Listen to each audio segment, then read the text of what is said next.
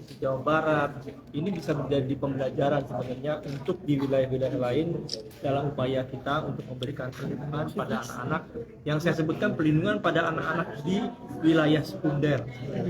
Kalau wilayah primer itu ada di luar keluarga, sekunder itu yang memang mereka sudah mempunyai masalah, tapi mereka belum masuk ke dalam wilayah tersier. Wilayah tersier itu yang sudah terkait dengan anak berhadapan dengan hukum.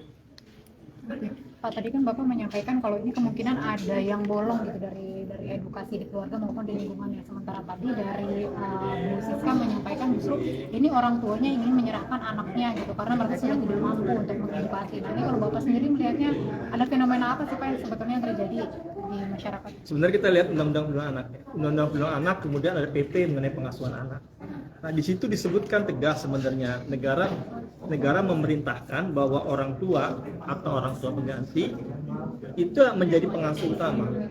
Nah, apabila kemudian karena demi kepentingan terbaik anak, maka dia dicabut haknya, maka kemudian harus ada institusi yang menggantikan fungsi pengasuhan.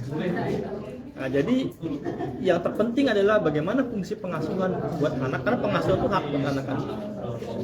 Anak itu harus mempunyai hak sipilnya terpenuhi, hak pengasuhannya terpenuhi, hak pendidikan dan pemanfaatan waktu luangnya terpenuhi, hak kesehatan dan kesejahteraannya harus terpenuhi. Nah, itu dia bagian daripada salah satu hak anak, sehingga harus dicari upaya-upaya untuk memastikan bahwa hak pengasuhannya itu tetap terpenuhi. Pak, soal tadi yang larangan wisuda dan juga study tour, kalau PPA sendiri melihat seperti apa?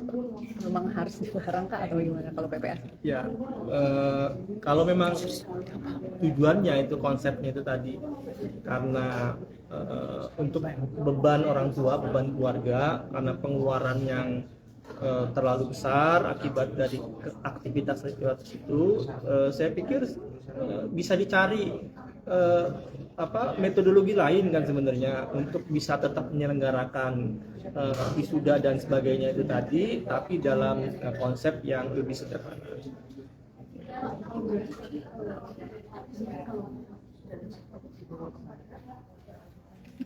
Yang dikhawatirkan adalah ketika kembali ke lingkungannya, tapi lingkungannya masih tetap sama tidak sudah dulu itu anak-anak.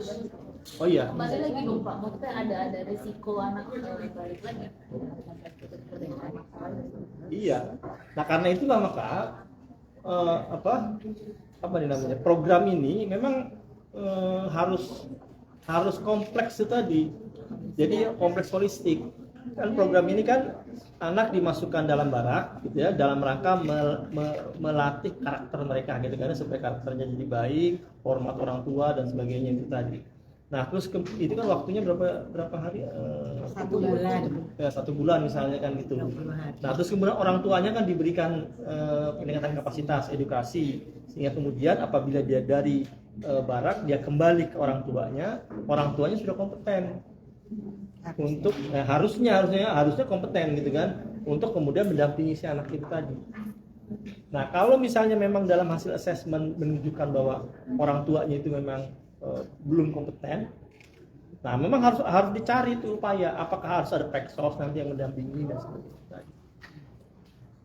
Jadi tujuannya adalah demi kepentingan yang terbaik dari anak kita.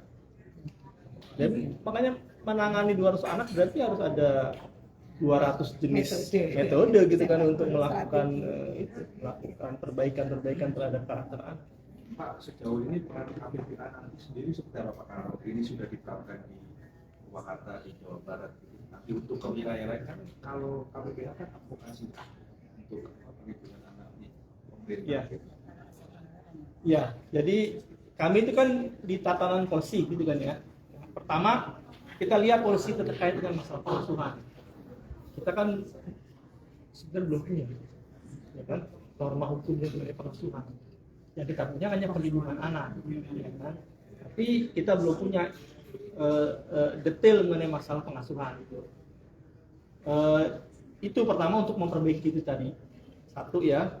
Terus kemudian pembelajaran kedua adalah bagaimana ini juga sebenarnya jadi pekerjaan rumah juga oleh kita semua ya, terutama nanti sudah disepakati akan dipimpin oleh Menko PMK. Itu bagaimana kita menjadi kerja bersama gitu. Jadi saling berintegrasi. Karena jangan masing-masing terus kemudian bikin program studi sendiri kan, dia nanti jadi tidak holistik gitu kan.